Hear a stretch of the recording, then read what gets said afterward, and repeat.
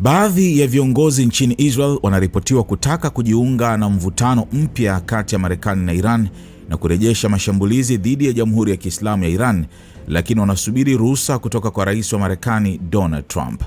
Kwa mujibu wa shirika la utangazaji la Kan la Israel, maafisa mjini Jerusalem wanakadiria kuwa mashambulizi ya kujibizana kati ya Marekani na Iran yanaweza kuendelea kwa siku chache zijazo. Ripoti hiyo haikutaja vyanzo vyake, lakini imesema baadhi ya watu ndani ya Israel wanataka nchi hiyo ishiriki iwapo Washington itatoa ruhusa. Gazeti la New York Post pia limenukuu chanzo kisichotajwa jina kutoka Jerusalem kikisema kuwa Israel iko tayari kujiunga na mashambulizi yajayo na kurejesha kikamilifu vita endapo itahitajika. Tuko tayari kufanya hivyo tena ikiwa itahitajika, chanzo hicho kilinukuliwa kikisema kabla ya Marekani kuanza kuishambulia Iran. Chanzo hicho kiliongeza kuwa Israel haina hamu ya kurudi katika hali ambayo raia wanalazimika kwenda kwenye maficho, lakini pia haitaki kupuuza kinachoendelea Iran.